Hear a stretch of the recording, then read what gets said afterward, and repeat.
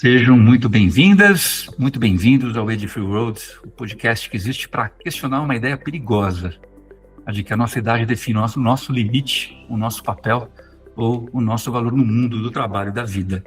Hoje, a conversa atravessa gerações, atravessa diagnósticos, atravessa expectativas e, o mais lindo de tudo, atravessa o amor. Não é isso, Eric? Fábio, porque o episódio de hoje, gente, tô animado, tá? Eu tô animado, Fábio. Estou sinceramente animado. Porque ele não é sobre superação naquele sentido fácil da palavra, sabe? É sobre convivência, é sobre construção, é sobre tempo emprestado, né? Que vira um tempo construído, de fato. E sobre um pai e um filho que estão aqui conosco, que precisaram reinventar entre si o significado de estar presente, de carreira, de olhar o futuro e até de entender o que é sucesso, né? A sua própria concepção de sucesso. Pois é, Eric, estamos aqui com o Luiz Serafim, executivo por quase 3 décadas na 3M, referência em inovação, criatividade e liderança, que eu acompanho de perto nas redes sociais, e com Gabriel Serafim, atleta paralímpico de boccia, bicampeão brasileiro juvenil, vice-campeão mundial juvenil, além de estudante de letras da USP. Luiz e Gabriel, sejam muito bem-vindos ao Age Free Roads.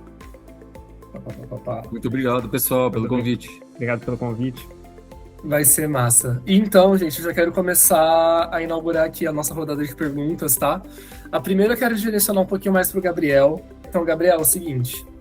Há 20 anos, quando você nasceu, foi dada uma notícia para sua família de que a sua expectativa de vida ia ser de apenas 2 anos. Pelo visto, não, né? Quando você olha assim para sua vida hoje, como atleta, um universitário, começando essa vida como um jovem adulto, o que essa história provoca em você? Você pensa nisso como um combustível ou só como uma parte da sua história? Sim, é muito interessante, né? Para quem não sabe, quando eu era ali bebê, fui diagnosticado com atrofia muscular espinhal tipo 2, que é uma doença degenerativa rara. Bom, é interessante isso, porque eu vejo sempre como parte da minha vida intrínseca, e ao mesmo tempo eu sempre falo que eu faço as coisas hoje independente dela, mesmo que eu não tivesse isso, eu gostaria de fazendo coisas muito parecidas, porque eu sempre vou mais ou menos onde meu coração fala para eu ir. Então a bocha foi um esporte que eu sempre me encantei já desde pequeno e é um que eu consigo fazer, mas mesmo que não fosse por isso, eu acho que eu ainda estaria fazendo algum esporte, porque tudo sempre o que me motiva é pelo que eu sou apaixonado mesmo. E aí eu não consigo diferenciar, assim, o quanto que uma coisa influencia a outra, o quanto que os meus gostos foram moldados ou não por isso, mas certamente também como um combustível, né, assim, porque aquela coisa, se a vida te der limões, tem que fazer uma limonada. Então eu poderia ficar deitado na cama ali, falar, não sei o que ficar aqui me lamentando, mas não, vamos ver o que dá para fazer com isso, sempre buscando fazer alguma coisa melhor e mais legal, né? O Gabi tinha uma frase que, numa entrevista que ele deu há muito tempo, escreveu, que era a história, né, de viver com a doença, não para a doença. Então, eu tenho a doença, eu vou viver com ela, mas eu vou fazer tudo aquilo que eu... Né? Exatamente. Interessante você trazendo isso, porque, de repente, não é o jovem que está aqui, é o menino que venceu o diagnóstico, né? É um jovem vivendo a própria vida. Mas a minha pergunta, então, tem a ver com isso, né? Em que momentos você sente que as pessoas ainda te enxergam pelo jovem que venceu o diagnóstico e não pela pessoa que você é de fato? Um jovem que está curtindo a vida, está fazendo as coisas que faz sentido fazer. O que eu percebo muito acho uma questão de proximidade e distância, né? Assim, pessoas que me conhecem mais, convivem mais comigo, acabam vendo mais a pessoa mesmo. Eu Sim. sou, né, enquanto pessoas mais que têm uma distância maior, assim, que acabaram de me conhecer, geralmente enxergam primeiro o diagnóstico, a aparência, né? Não é incomum ir no restaurante, por exemplo, e o garçom não falar comigo e perguntar o que eu quero para quem estiver comigo, meu pai, minha mãe, né? Mas o que é até esperado, né? Porque o único jeito para você quebrar o preconceito é você criando o conceito real, né? E aí precisa de uma proximidade maior para conseguir fazer isso. E, Luiz, você escreveu um dos artigos que eu li sobre a sua paternidade. Você escreveu que a paternidade não foi um papel que você, entre aspas, assumiu, mas um processo que te transformou profundamente. Então, em que momento você também percebeu que não era só o Gabriel que precisava se adaptar ao mundo, mas que o mundo e você dentro dele também precisavam mudar? Eu fiz um TEDx desses charmosos aí, há pouco tempo atrás, sobre paternidade, né? Que é muito legal, vale a pena um dia quem se interessa pelo tema. E eu começo falando que eu sempre quis ser pai. E queria muito, então o Gabriel aqui foi esperado, desejado, planejado, amado desde o primeiro minuto. E aí a gente teve essa história de uma doença que é rara, que não tem cura, e a gente vive com, e a ideia de, bom, e aí, o que a gente vai fazer? Vamos para a vida, mas de qualquer forma é uma coisa que impacta, obviamente, cada pessoa, família, os pais, e aí a gente foi indo para a vida e refletindo, porque, por exemplo, eu sou descendente de gerações próximas italianas, Sim. com o que tem de bom e o que tem de ruim, né? Aí veio para o Brasil, no interior de São Paulo. Na minha família não tinha ninguém com deficiência, né? Assim, praticamente não tinha. Aí ia no clube ou na escola, zero deficiências, como o Paulo Lima da Trip, um dia falou num projeto que eu participei, ele se apresentou como um representante de uma classe média letrada. Sou eu também. Meus pais já foram para ensino superior, eu já nasci, então ia para um clube, ia para uma escola particular, zero pessoas com deficiência, como zero pretos também, né? Fui para a faculdade, entrei primeiro na USP, não sou jornalista que nem vocês, mas fiz comunicação social. Lá, zero deficiência, e pretos, eu acho que tinha um aluno e vários do intercâmbio com a Universidade da Nigéria, né? Não brasileiro. Aí tinha, na USP naquela época, lá tinha. E fui para a GV. Quando fui trabalhar, mesma coisa, mesma organização. Aí eu vi mais pretos, algumas pessoas com deficiência. Nenhuma em posição de média liderança que fosse. Então, isso é complicado. Aí você tem um evento na tua vida importante, o teu filho com deficiência. Porque essa coisa da proximidade, da possibilidade de convivência é muito importante. A gente defende demais isso. Se você não conviver... Porque ali eu tinha um conforto. Eu não vejo, eu não convivo. Quando eu vou no clube, na escola, eu não vejo. Era uma bolha, né? É o conceito de bolha. Total. E é uma bolha... Não existe. E não é um tema que... Eu lembro, ou reflito, ou discuto, tal. Quando você tem um filho, é uma coisa que... Então, aí a gente vai numa escola. Gabi teve a oportunidade de uma escola Waldorf, aqui de Campinas, que acolheu, né? Muito bem, inclusive. Era o único cadeirante, mas a escola fez acessibilidade arquitetônica, né? Construiu uma passarela e foi fazendo várias adaptações. Gabi feliz lá. Mas você vai no shopping, a gente vai no shopping, muitas vezes, único cadeirante, né? Muitas vezes. Em muitos lugares. Hoje na USP...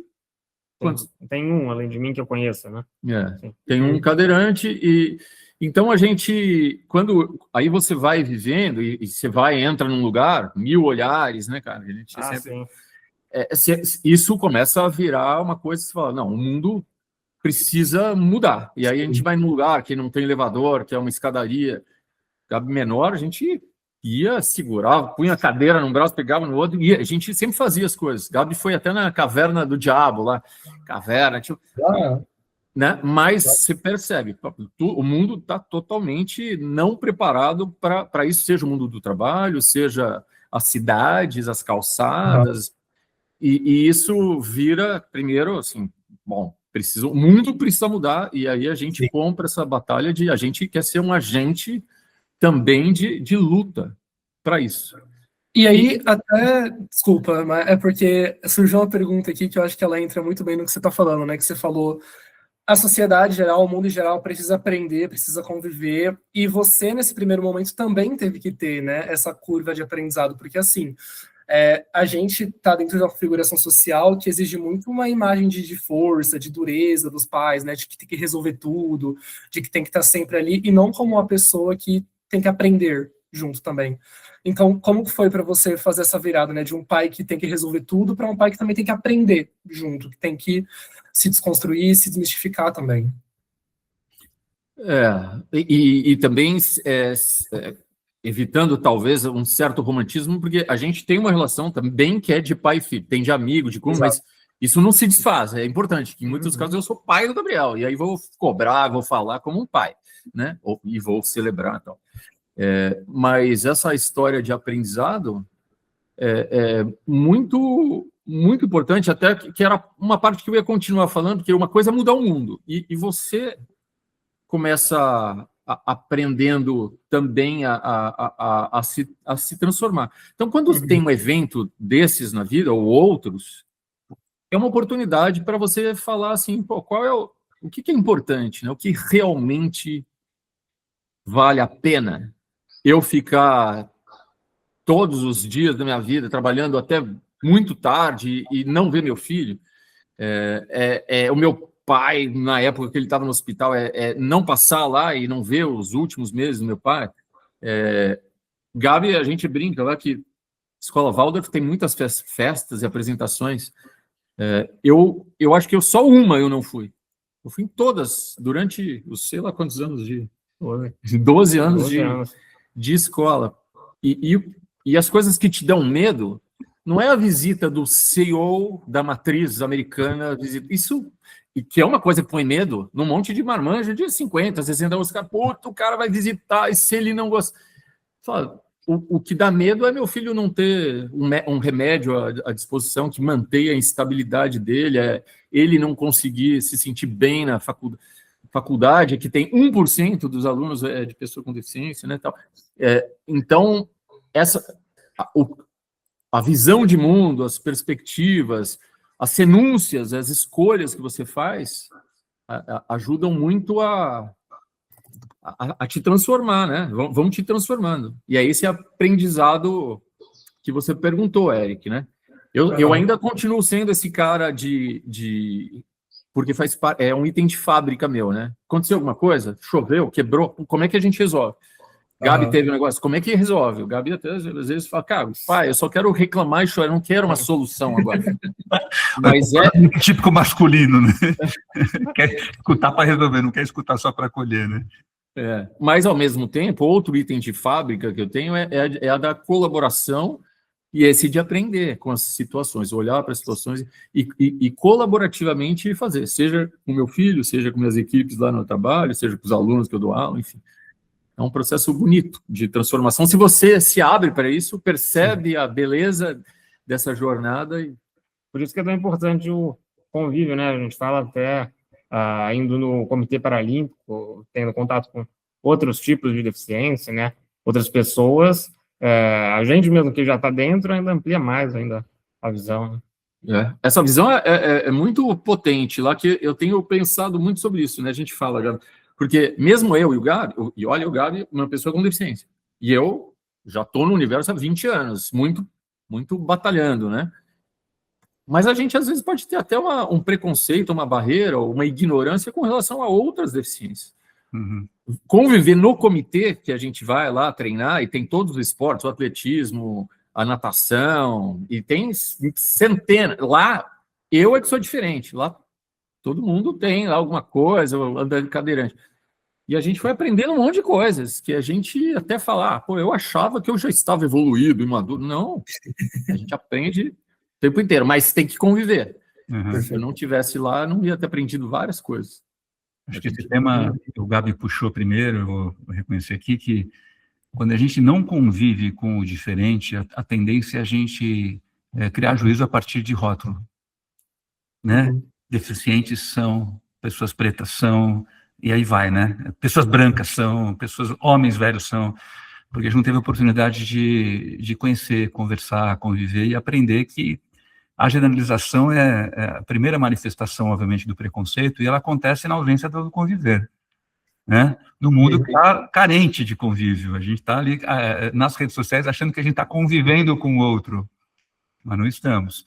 E aí a minha pergunta é assim, esse convívio pai-filho, quando que ele virou essa parceria paralímpica? Como é que foi essa história, né? Quer dizer, eu entendi que o Gabriel já curtia bote e tal, já fiquei sabendo que também já teve a fase da bateria, ou seja, um garoto normal, como todos os outros, que vai mudando de paixões, mas de repente aparece essa paixão da bote e vocês viram uma dupla, né? Porque os dois são medalhistas, né? Eu apresentei o Gabriel como único medalhista, mas eu sei que é a dupla que é vitoriosa, né? Como é que foi isso, Gabriel? Você lembra? Bom, foi... Eu assim, fui atrás de fazer um esporte mesmo, depois das Olimpíadas de Tóquio. Eu lembro de ficar assistindo com a família até as 2 da manhã a Raíssa do skate, né? E aí, na época, ela tinha uns 12 anos, e aí, assistindo ela, acho que eu estava com uns 16 na época, não, a menina tem 12 anos, ganhou uma medalha nas Olimpíadas, e eu nunca fiz nenhum tipo de esporte, com certeza de alguma coisa. Aí eu lembrei da bocha, porque eu já tinha visto numa apresentação da escola e também num projeto que teve para crianças com deficiência, que a Unicamp fez, sobre esportes paralímpicos, né? E aí eu comecei a ir atrás, vamos ver se existe algum lugar aqui que tenha. E bem nessa época, que foi no finalzinho da pandemia, né? O Comitê Paralímpico estava voltando com o projeto que eles chamam de Escolinha, né? Que é um projeto de iniciação para crianças. E aí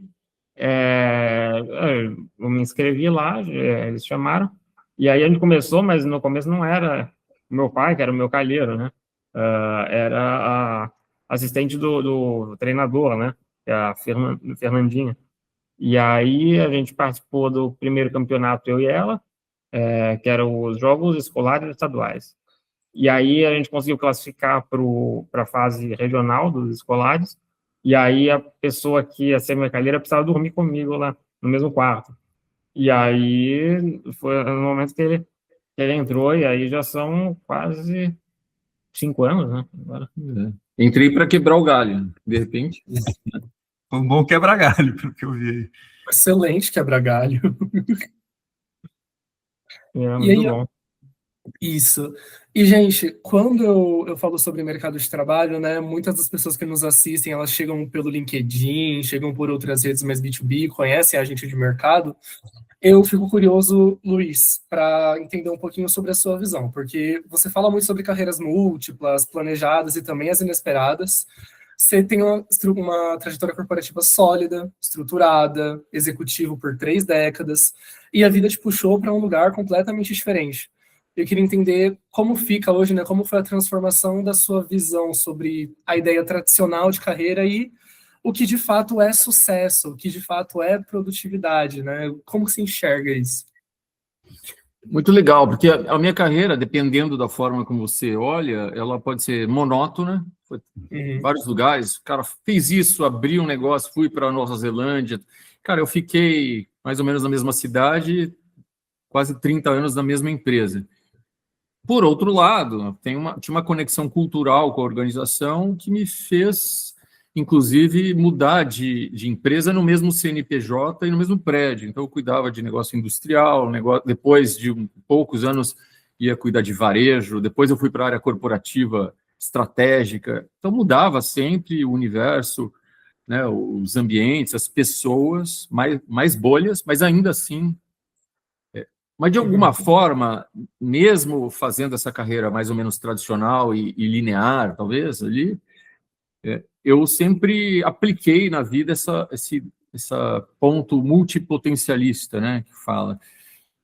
Porque, para mim, sempre foi natural a pessoa ter vários interesses, várias paixões, várias habilidades, talentos. Então, seria muito ruim se a gente se limitasse a uma composição monocromática, né?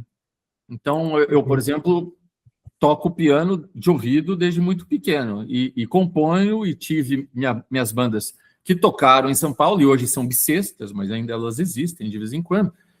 E eu escrevi até um artigo uma vez no LinkedIn que abaixo o hobby. Eu não considero ser pianista, mesmo que eu ganhei cachê de vez em quando, não é a forma que eu sou remunerado.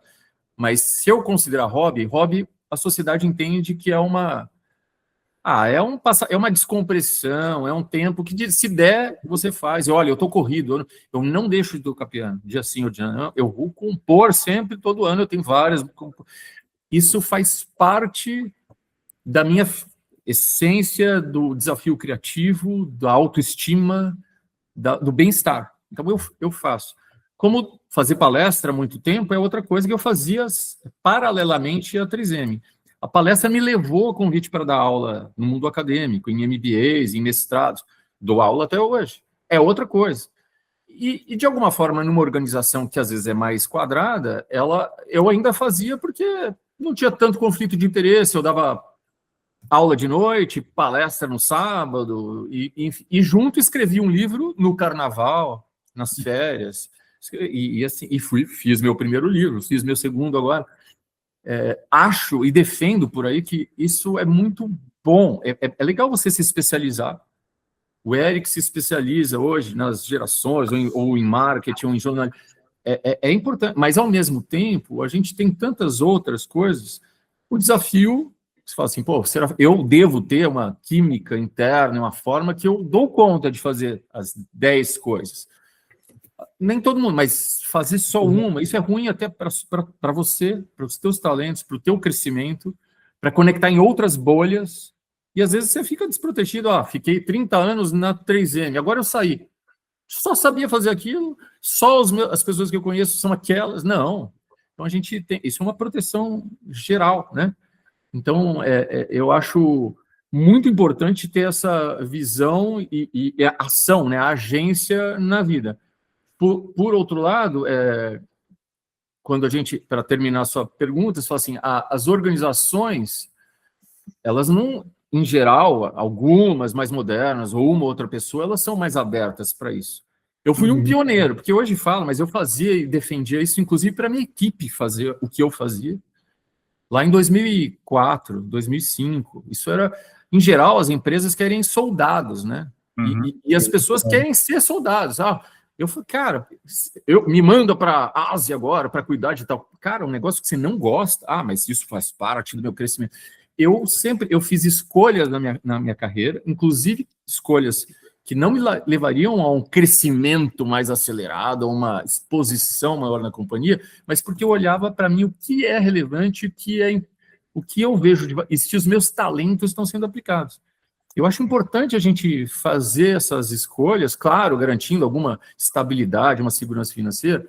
É isso, mas as companhias não gostam muito dessa liberdade, porque parece que está conflitando, está disputando. Eu quero os 300% da sua atenção, Eric, Fábio, aqui para a minha empresa e para as nossas metas. Quando é bom para todo mundo. A pessoa vai ficar feliz, vai levar o nome da sua marca fora, como eu levava o nome da 3M em todas as minhas outras atividades paralelas. A 3M cresceu com isso, eu cresci, eu ficava feliz. Esse é uma combinação importante. E a produtividade, que é um termo importante, daí eu não vou continuar falando horas, mas é um tópico importante, porque ao ter essa relação com o Gabriel e de cuidado, a gente começa a refletir sobre a tal da economia do cuidado e essas atividades que a gente faz, diversas, de casa aqui, cuidado de pessoas. Eu acho super importante isso. E eu acho que, claro, como consultores, palestrantes, crescimentos de empresa e metas, sim, não dá para... Todo mundo quer isso, precisa disso, o sistema está agarrado a isso, e ok, é legítimo, mas como, né? E essa história, você tem que se organizar de uma forma, usar inteligências e ter times complementares, mas, ao mesmo tempo, você não pode deixar de ver a festinha, né? O seu filho dançar na escola, ou ele apresentar o trabalho, você não pode deixar de ver teu amigo, ou teu pai, tua mãe, não pode. Você não pode perder a oportunidade de cuidar e ser cuidado. Isso te faz uma pessoa melhor, um líder mais eficiente, mais flexível. É isso que eu acho. Interessante, porque você puxou.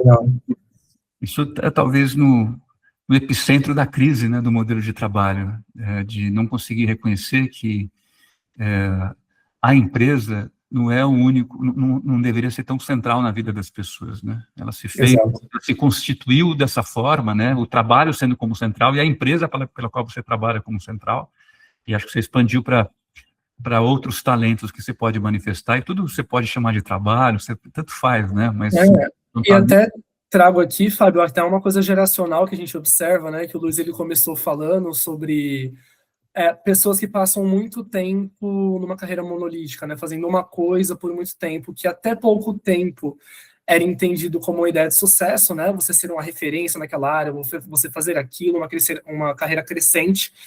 E quando a gente chega para a Gen Z, é um pesadelo a ideia de você passar 30 anos fazendo uma coisa. É um pesadelo, as pessoas passarem décadas em uma única coisa, né? Tanto que a gente observa que a galera jovem tem essa mobilidade profissional, essa ideia de fluidez de carreira muito mais intrínseca na sua cabeça. Então aqui já é legal a gente começar a ver como as visões vêm mudando, né? Eu que comecei no jornalismo e estou agora em gestão de pessoas, tenho 22 anos, tenho nem 7 anos de carreira, já fiz uma transição. Enquanto a gente vê pessoas de gerações anteriores que passaram 30, 40 anos, uma única carreira, se especializando. Então, idas e vindas, né, momentos e movimentos do mercado que é legal da gente identificar nessas conversas. Quero aproveitar para saber do Gabriel, que eu não sei lá, se se vê fazendo uma coisa... eu queria saber também, né? O quanto isso inspira, o quanto te assusta. Não me vejo. Não, hoje a Bosch é a minha prioridade. Eu ainda quero ficar muitos anos nela e conseguir atingir um ápice, mas em algum momento, como toda carreira de esporte, tem um fim, e aí eu penso em mudar. Gosto muito da área acadêmica também, de pesquisa. Então, certamente não farei uma só coisa nessa vida. O que você espera desse mundo de trabalho, né, e de estudo, que, como você falou no início, que seu pai trouxe também o teste do pescoço, né, Luiz? O teste do pescoço, eu olho para o lado e não vejo pessoas diferentes, né? Esse teste é terrível, né? Você vai no restaurante, você vê todo mundo branco. Você vai na universidade, você vê só mais um cadeirante, né? É terrível, né? Mas acho que a pergunta, Gabriel, o que você espera de um mundo de trabalho e de estudo, né? Seja seu mundo de trabalho ligado à academia ou qualquer outra coisa que você deseja fazer, que ainda também parece tão pouco preparado para trajetórias como a sua. Qual a sua expectativa? O que você acha que ainda precisa acontecer para que você possa explorar todo o seu potencial nesse mundo do estudo, no mundo do trabalho? A sociedade, né, precisa, assim, primeiro dar oportunidade, né, assim, isso é uma coisa que é muito, a pessoa com deficiência, cadeirante, geralmente não dão muita oportunidade, né, para gente, mas além disso tem, pelo menos assim, o que eu vejo muito que falta é uma adaptação geral de física mesmo, assim, do espaço. Então, eu, por exemplo, perdi já um mês de aula porque o elevador quebrou e não tinha conserto, né? Então, assim, não basta só ter, você dar a oportunidade de chamar sem preparar o espaço, se ele não for acessível. Essas pessoas têm que ser abertas, né, também para adaptar o que precisar, acolher, né, porque só tá lá para falar, tem um cadeirante aqui, né, estamos cumprindo a meta também, não serve de nada. Você precisa eu tenho vontade de fazer alguma coisa de fato, né, não tá ali encostado para cumprir um númerozinho. Então tem que ter uma adaptação tanto das pessoas, né, social, quanto do espaço mesmo, né, de fato, para eu conseguir comportar, né, e aí isso vai além do elevador, né, tem que incluir muitas pessoas, é muito plural. Muito massa, muito massa. E, gente, eu acho que a gente tá acabando com o tempo, na verdade, né, Fábio? A conversa tá rolando, a gente não tá nem sentindo o relógio passar. Não tem tempo ainda, a gente começou... Ai, que massa. Então dá para fazer mais pergunta, Não, pode fazer. O ditador do tempo olha o relógio o tempo todo aqui, podemos seguir numa boa. Excelente. Que eu quero perguntar para o Luiz algo, tá? Que a gente falou um pouquinho sobre carreira, sobre trajetórias, sobre mudanças e, assim, na sua visão, para as empresas hoje, tá? Eu quero entender assim, se uma empresa olha para um profissional como você, que vive o que você vive, né? Que também é um pai que é muito presente, um parceiro esportivo, um líder criativo. Você acha que as organizações, elas veriam isso como um risco, né? De, meu Deus, não vai estar 100% aqui, tem muitas outras vertentes na sua vida, né? Não como um soldado, como você mencionou, ou como uma potência, justamente porque você tem tantas outras frentes, porque você tem tantas outras áreas na sua vida, né? O que você acha que isso diz sobre as nossas organizações, sobre o quão etaristas elas são, sobre o quão capacitistas elas são? Me perguntam variações desse tema quando eu falo de inovação ou sustentabilidade, mas e as organizações? Eu sempre acho que elas estão anos-luz ainda. Com exceções, alguns profissionais, algumas lideranças, algumas organizações que têm um ambiente, uma moldura diferente, a maior parte veria como um risco, não como uma potência. É a mesma coisa quando provavelmente olha uma mulher e pergunta se ela está grávida ou se ela vai ter filho, etc. Até hoje, não vendo a maternidade como uma coisa bonita e uma potência, mas vai ver como... Ela não vai entregar, ela vai ter que ficar separada, vai ter que dar atenção, isso, enfim, vai ficar afastada e tal. A gente vê bastante movimento, os grupos de afinidade, as campanhas na TV, as marcas falando, mas na prática, eu acho que as empresas, elas, e quem toma as decisões, elas ainda estão anos-luz desse ideal que a gente fala, né? Uma das coisas que eu aprendi, que a gente fala, era refletindo sobre esse universo aí da economia do cuidado, né?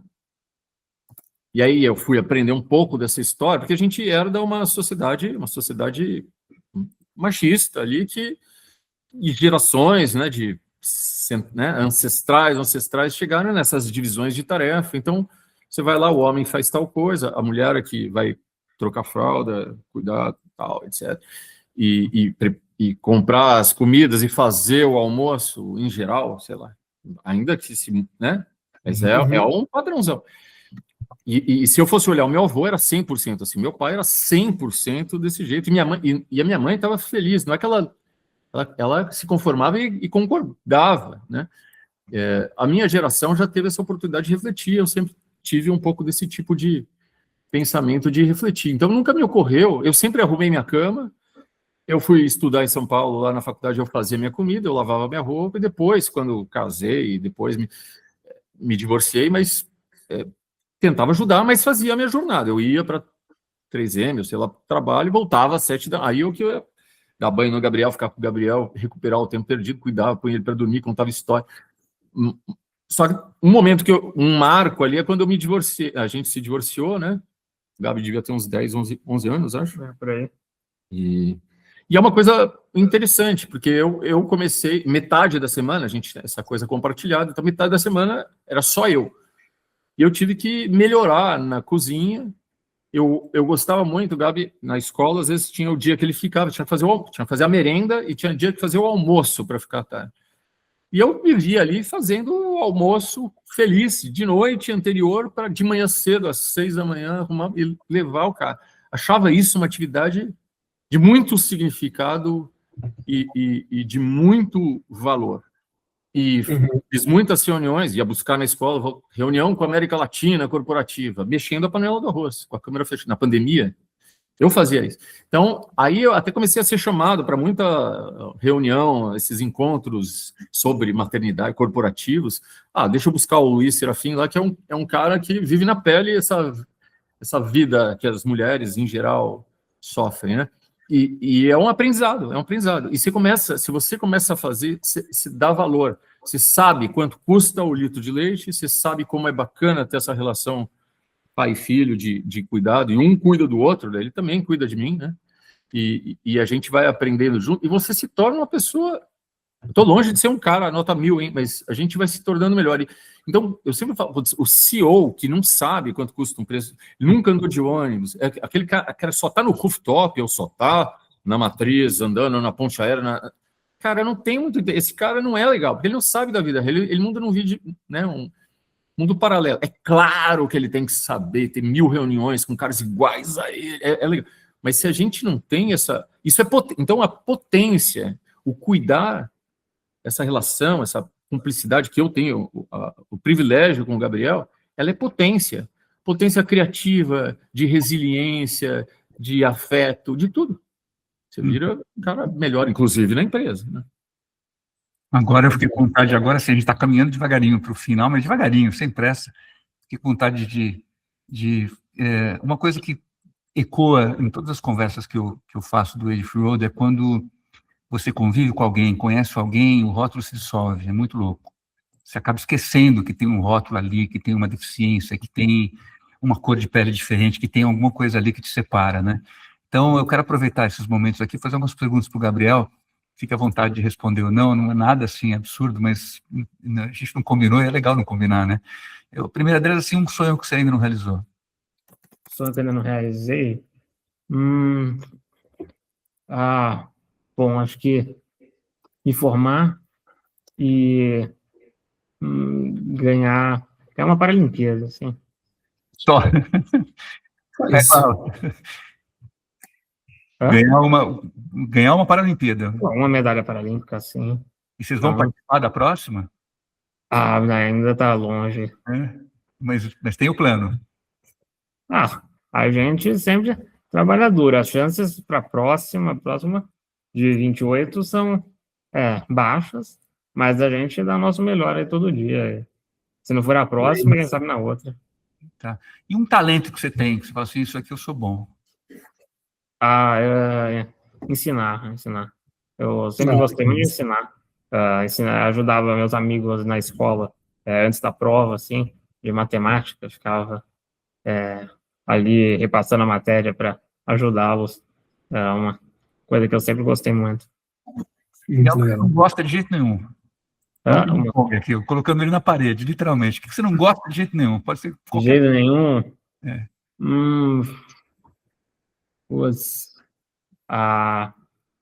A falar para público grande, assim, muito grande, assim, aparecer. Ultimamente tem acontecido de ter que fazer, mas não é uma coisa que tá na minha praia mesmo, não. E pessoas que são referência para você? Coisas ou pessoas? Pessoas que são referência para você, que você sente que são as grandes referências para sua vida. Bom, meu pai e minha mãe, com certeza. Não precisa, né? Não, mas ainda bem, o Luiz até está aliviado.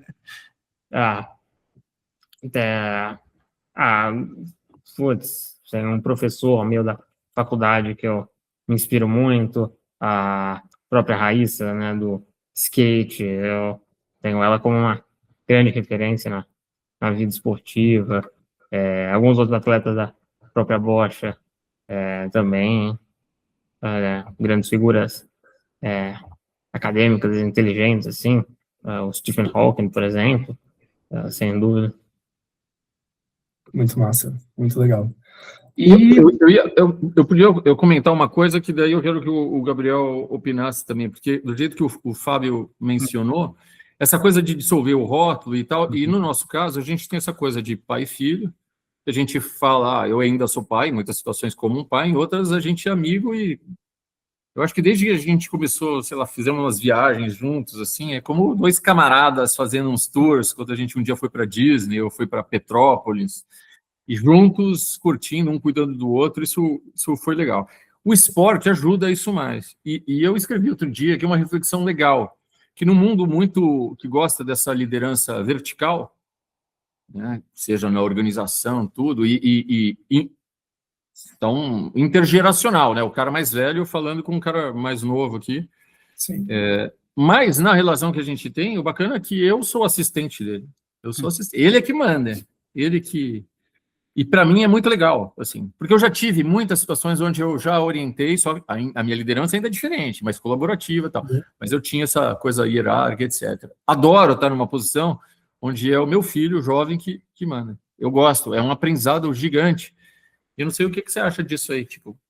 É uma experiência diferente, assim, considerando que uma inversão é do grande das coisas, né? Mas eu acho uma experiência legal, porque aí ao longo da semana, assim, convivência, a gente muda, uma hora ele que manda, aí a gente vai para a quadra, eu que mando. Interessante, é diferente, assim, mas e é bom porque fortalece o nosso laço, certamente. Só para quem não tem muita noção, né, na bocha, a categoria que a gente joga é a BC3, e aí eu, como não consigo arremessar a bolinha para a quadra, tem uma rampa que eu uso, e aí eu vou dando as coordenadas para ele montar a rampa, né? Então eu vou falando, e ele não pode falar nada, nem olhar o jogo, nem interferir, ele tem que obedecer tudo que eu falar e confiar que eu estou fazendo certo. É uma relação absolutamente autoritária e hierárquica. Mas tem sido um aprendizado. Inclusive, essa coisa de vivenciar coisas novas juntos, né? Esse ano passado, a gente foi convocado 2 vezes pela seleção brasileira. Foi a primeira vez que a gente foi competir internacionalmente no Pan-Americano. Estamos experimentando juntos. Eu nunca fui. Quando que eu ia imaginar, nessa altura da minha vida, ser um atleta representando o Brasil e fazendo o hino tocar? Graças ao meu filho. Isso é uma experiência que a gente vai trocando ideias juntos, assim, é um aprendizado, uma cumplicidade especial. Muita gente fala, cara, pai e filho, assim, é um privilégio que vocês têm. Eu falava, todo mundo tem, todo mundo é pai, né? Fábio, você tem interesse. Mas talvez seja, porque a gente tem uma situação que permite essa cumplicidade ser muito gostosa. Muito legal. E, pessoal, agora sim, eu me adiantei antes, mas agora sim, a gente está nos minutinhos finais. Queria fazer uma perguntinha para a gente encerrar, né, Luiz? Lembrando que a gente tem muitos gestores, muitas pessoas que nos assistem, e eu queria saber que, se você pudesse dizer algo para líderes, professores e gestores que ainda acreditam que existe esse perfil ideal de pessoa produtiva, o que você diria? Depois quero ouvir o Gabriel também. A grande missão ali, uma das grandes missões que a gente tem é de se transformar e de romper esse preconceito. Eu vi algumas organizações tentando fazer isso, inclusive naquela história da contratação cega, sei lá, o blind, etc. Então eu não quero saber de qual universidade, eu não quero saber se você é preto ou branco, eu não quero saber se você é cadeirante. Pô, eu lembro de uma história muito legal do Guilherme Bara, não sei se vocês conhecem aquele consultor, né, de diversidade, que é cego, né? E ele contava uma história, a primeira vez que eu ouvi, que era muito divertida, porque ele começou fazendo uma função de analista, acho que de cores, da Souvenir, mas sem enxergar. Eu queria entrar lá e voltar no tempo e ver o departamento de RH, ou a liderança que contratou, porque é isso, assim. Mas ele não precisava, não era uma coisa estética de ver essa cor, essa não era o papel dele. Mas ele tinha que ter as inteligências, as pesquisas, uma coisa meio de marketing, tal, e é isso. Então, agora, quem tem essa coragem ali de... não é... cara, já desconsidero esse cara.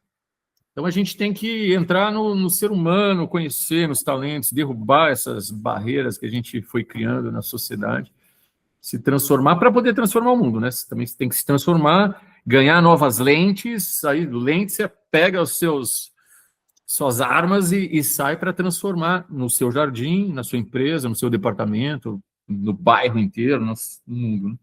Né? Mais ou menos nessa linha, né? Todo mundo tem um potencial para fazer alguma coisa, para fazer muito bem, se destacar em alguma área específica, mas a pessoa precisa ter tanto oportunidade para mostrar isso, quanto o ambiente preparado para potencializar o que cada um tem dentro de si para dar para o mundo, né? Então, vai mais ou menos nessa linha aí também. Queria agradecer profundamente a conversa, certamente dá vontade de continuar, tinha outras perguntas para fazer, mas isso é o que é o bacana, né? A gente deixar algo no ar, pelo prazer de saber que uma conversa começa e não termina aqui, só está começando. Obrigado demais por vocês, histórias como a de vocês mostram que algo fundamental para a gente, né? Não é a idade que define a potência de uma pessoa ou a deficiência, né? É o espaço que a gente cria para a gente se conhecer, para que essa potência possa existir, né? Então, quando a gente conhece de verdade alguém, eu conheci um pouco o Gabriel, ele foi poupado de mais perguntas ainda que eu tinha no ping-pong aqui, mas quem sabe um dia a gente tome juntos um café aí e eu faço as perguntas que eu não fiz ao ar. Não, total, gente, assim, eu tava animado quando a gente começou, continuo animado agora que a gente terminou, foi uma conversa super rica, né, bem diferente do que a gente tem, toda conversa aqui é meio que um microcosmo, um universo novo, né, Fábio, porque a gente entra na história de cada entrevistado E são realidades muito díspares, muito complementares e muito ricas para a gente, enquanto entrevistador, também entender. Então, obrigado por terem participado, obrigado por terem lembrado a gente, inclusive, né, que quando a gente fala de futuro de trabalho, não é só falar sobre tecnologia, não é só falar sobre performance, não é só falar sobre metas, é falar sobre, de fato, o ativo que importa, que são as pessoas. Porque a empresa é de pessoas, feita por pessoas, para pessoas, e nada acontece sem pessoas. O quão diverso for essas pessoas, melhor. Tem que ter cuidado, tem que ter presença, tem que ter tempo e relações reais. Então, gente, muito obrigado. Muito obrigado para quem está assistindo. Vocês querem deixar uma palavrinha final para o público, para a gente poder encerrar? Bom, a gente agradece demais e parabeniza pelo trabalho que vocês vêm fazendo com paixão, levando essas bandeiras. Eu adoro esse fechamento, viu, Eric? Porque futuro do trabalho, é IA, é o agente, cara, também vai fazer parte dessa coisa conectada, mas idealmente, pelo menos é o que a gente defende aqui, pelo menos nós quatro aqui, e quem escuta, provavelmente. É um mundo que tem ser humano conectado com o planeta, com o meio ambiente, saúde mental, saúde, inclusão. É isso.